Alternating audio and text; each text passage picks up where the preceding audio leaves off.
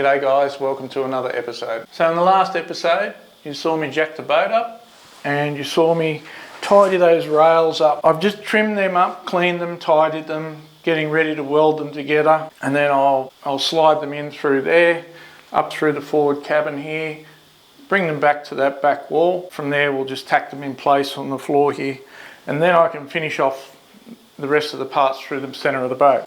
Okay, so just to reiterate on a few of the comments that were made, these aren't what the engine sits on. The engine sits on these rails when they get welded to the side of these.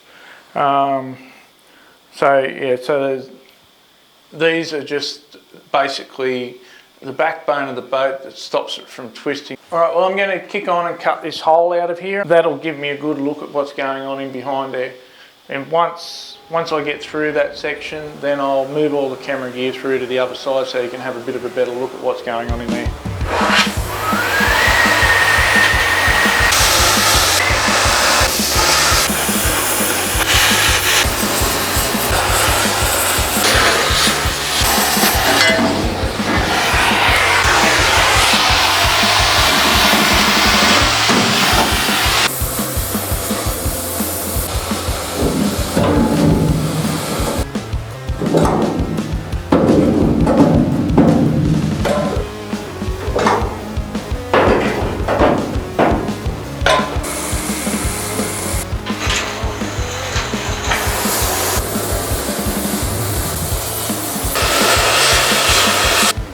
Yeah, well, it looks like it's a case of, here we go again. You can see in there, you can see the rust, and you can see how it's actually, you see that area there, you can see how it's pushing off more rust off the keel, so it's badly corroded. Okay, so welcome to the forward cabin. First up today, we're just going to get rid of these. They're just in the road. It makes it hard to get in and out. I don't want them. I'm not going to use them on the boat at all. Then from there, I had to think about this last night, and I'm just going to do what I did under the engine and hack. Basically just cut out what I can.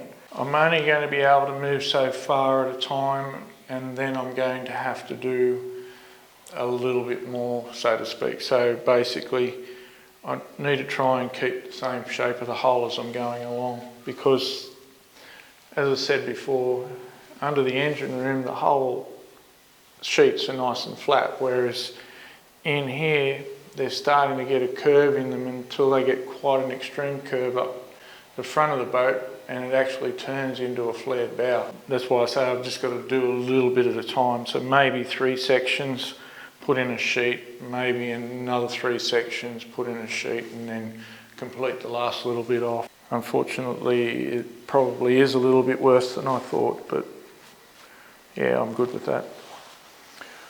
Alright, I'll crack on. As I say, get rid of these. I'll just be cutting them off, poking them down the hole, get them out of the boat, and then I'll start to cut a bit of whole section out.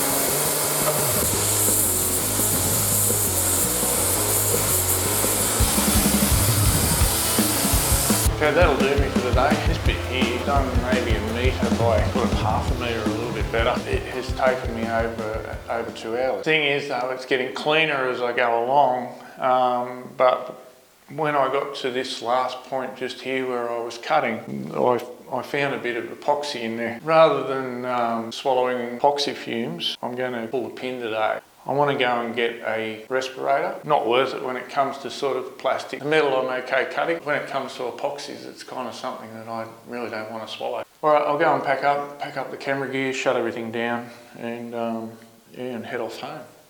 Alright. Okay, so I'll just pick up where I left off last night.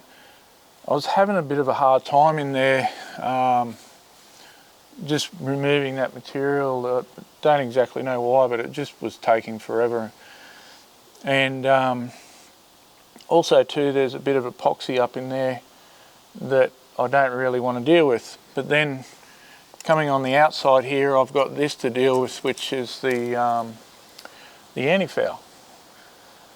So I don't want to breathe this in either. But I've been avoiding cutting from the outside because this stuff's full of copper, lots of other little nasties in there that aren't very good for your lungs at all.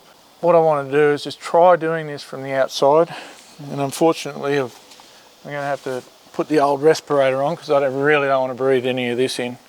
It will knock me around a lot. So fortunately for you guys, you don't have to listen to me today because there's no way I can talk inside this thing. For those of you that don't like my voice, you're in for a treat. All I'm going to do is I've switched back to the gouging tip. I'm just going to pull the weld off there, run down there, pull the weld off there, and hopefully this plate just falls straight off, and then I can attack the bit underneath. So what that means is I can attack it from the underside rather than trying to push through all the rust in the top. And then hopefully the rust will fall off as I take these plates out.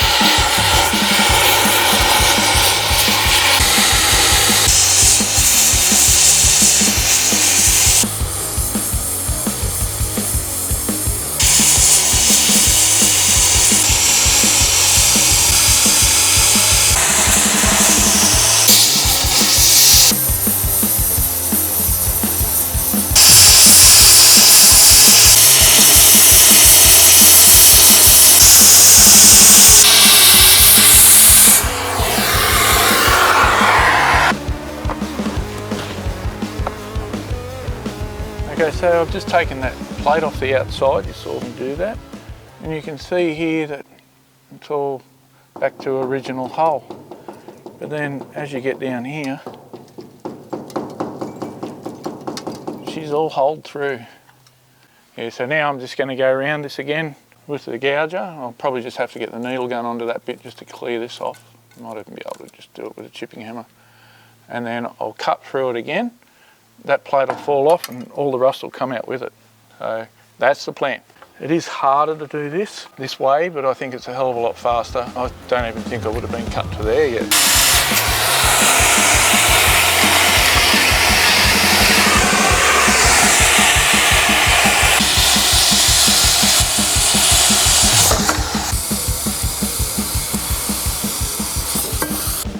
So I think I've dodged the bullet here. This material that I've left behind there is still quite thick, the original part of the hole. So yeah, so I'm not going to have to fill in as much material, not that it really matters, but what's going on from here forward, everything's starting to take a shape following the shape of the hole. This bit of the hole just here where I am, up to here, is bent, and then it goes, from this point it goes straight into the keel.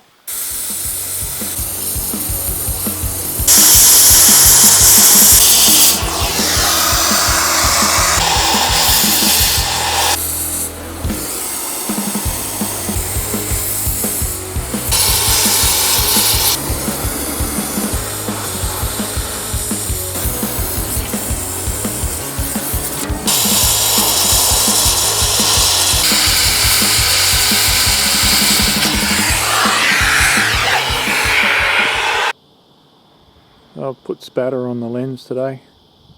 It's not the lens, it's just a filter. But yeah, $2 filter versus $1,000 camera. But for some reason the camera fell over.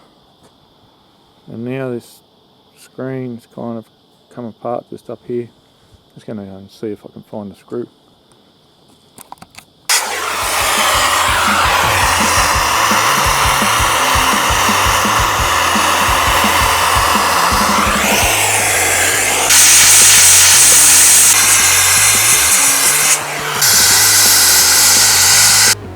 Leaning on the keys.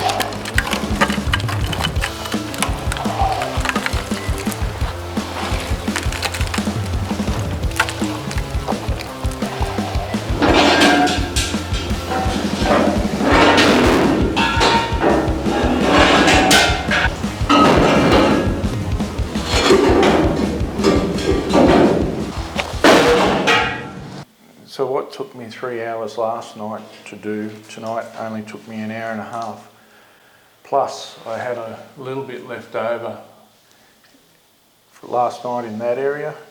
So basically today in an hour and a half I've got all of that and all of this done. So I definitely know which way I'll be cutting from now on.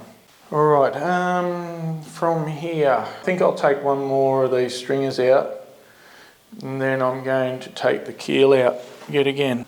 I'm satisfied that that's braced up well enough behind me. So those braces fit on these two welds that are just here.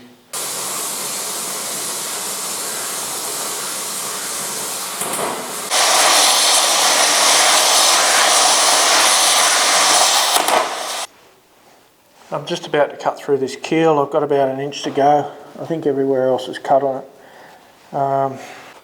So I've just set the camera up to see how much it drops, if it drops.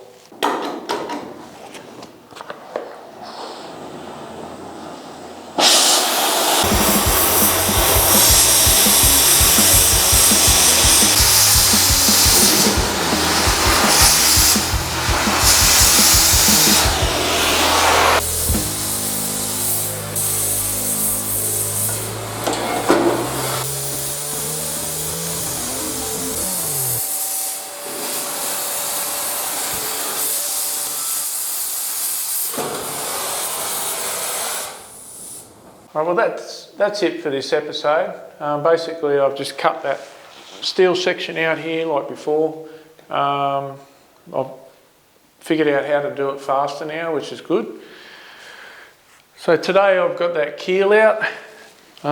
So in the next few episodes you'll see me trimming up all this steel work to make it tighter, to get away from the rust and put the keel back in. So I'm going to have to completely finish all these ribs in this section and do the welding on the steel work. I'm going to have to do this before I cut the rest of the steel work out forward. I'm really sorry about these angles being in the way, but they are in good condition and I don't want to pull them out. I'm happy with them. They're still quite thick material. They're not deteriorating. So yeah, it'll just be a bit of a quick sandblast and away they go. But unfortunately for you guys, it makes it look an ugly shot, so you can't see exactly what's going on down in here. All right, well until next week, be good and stay safe. Cheers.